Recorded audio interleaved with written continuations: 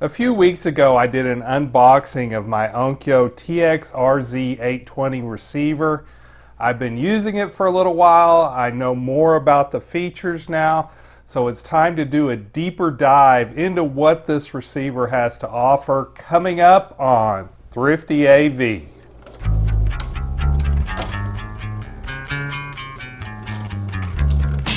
The first thing I want to talk about is the problems I was having with the audio return channel on my LG TV set. I didn't know if it was the LG or the Onkyo. Turns out it was neither.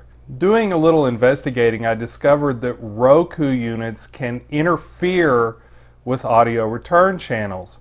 So I disconnected my Roku unit, and then I was able to set up the audio return channel to my TV set with no problems.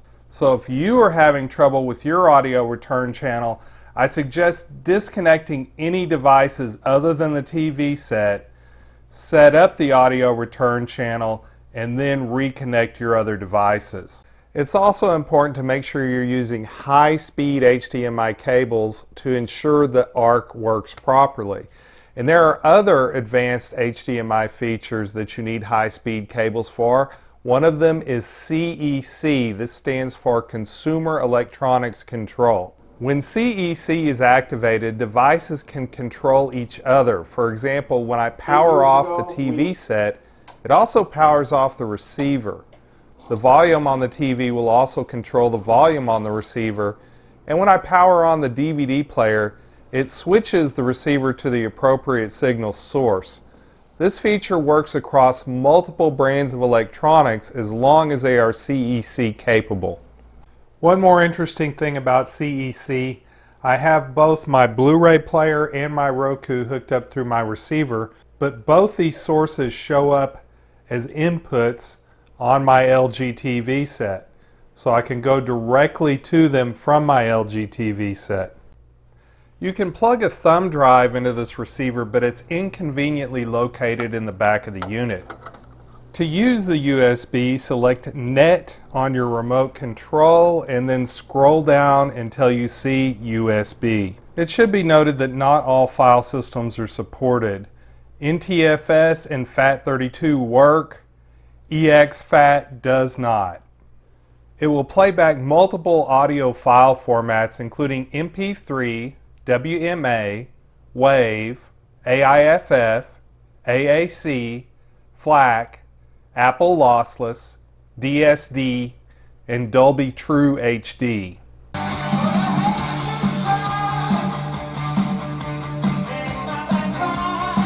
The Bluetooth on the Onkyo is as easy to use as a device like this. Simply select Bluetooth on the receiver's remote, pair it with your desired device, and you're ready to go. One of my favorite features on the TX-RZ820 is the ability to control it with an app. I'm searching Onkyo in the Google Play Store. There's the Onkyo Controller and the Onkyo Remote. I'm going to go with the Onkyo Controller app.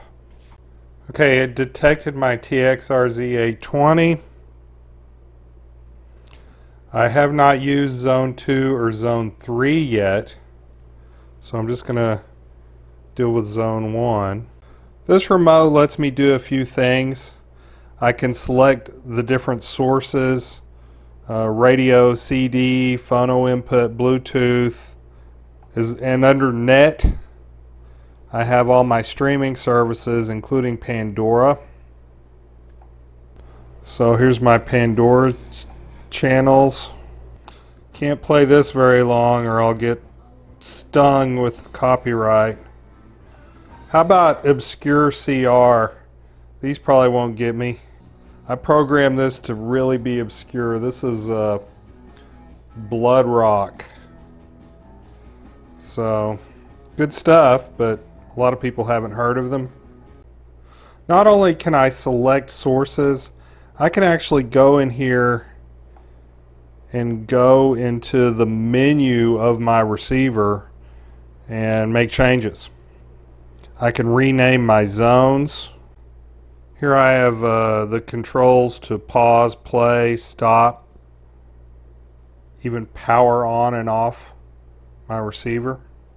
So that is a handy feature. I mentioned zones earlier, so let's get into that a little bit. This receiver offers 3 zones. Now zone 1 is the living room. Zone 2, I don't know where I'm going to send it yet, but you can send HDMI signals out of this. And you can also send a powered signal to speakers in zone 2.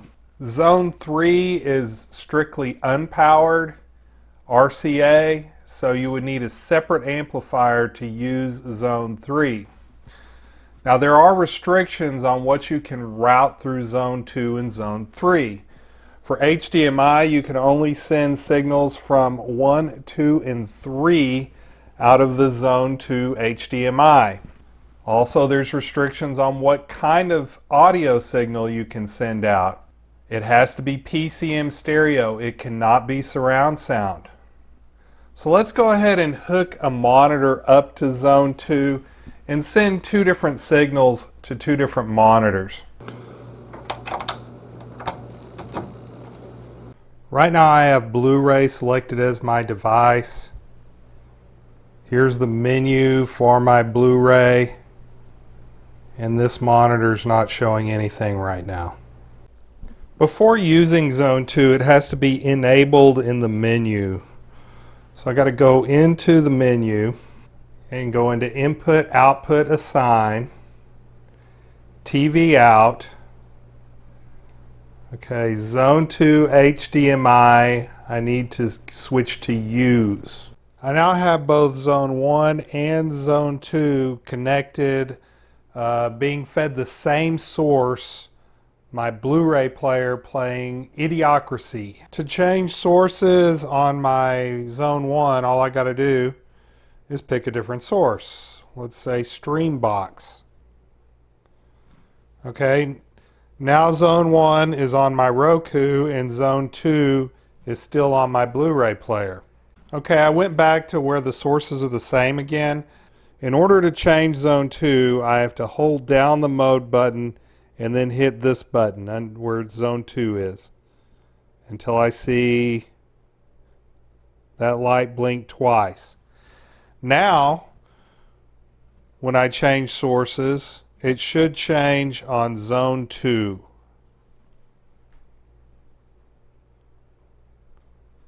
Okay, zone 1 stayed the same.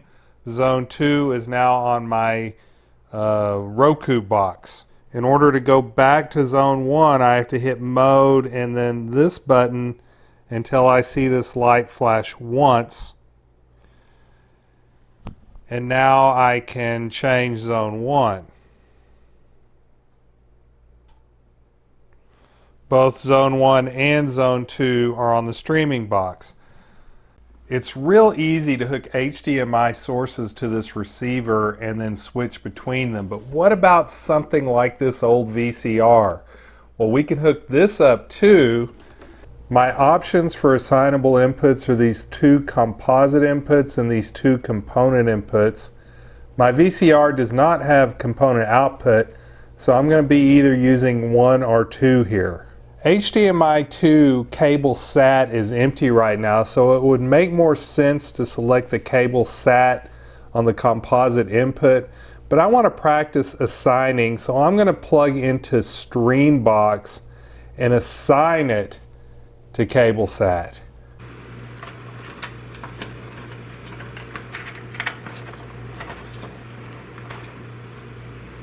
Okay, to assign an input, I'm going to go into the menu for the receiver, and it's number 1, input output, and then I'm going to go down to video input, and I want to assign cable SAT, and I plugged it into video 2, so I'm going to switch to video 2. When I get out of the menu and I hit cable SAT, I should see my VCR.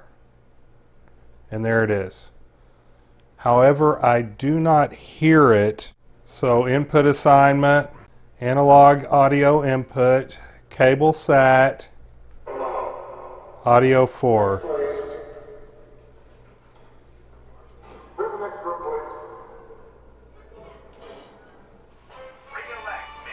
And I can't leave this on very long. I don't want to get hit with a copyright strike. Considering that I'm running VHS through the cable SAT source, I would like to call it VHS. So I'm going to rename some of these sources. Okay, I'm hitting the menu button. I'm going down to Source. Then I'm going to go to Name Edit. The clear button will erase the name, so now the name is cleared. I'm going to go to capital letters. And this is actually an S-VHS deck. So I'm going to call it S-VHS.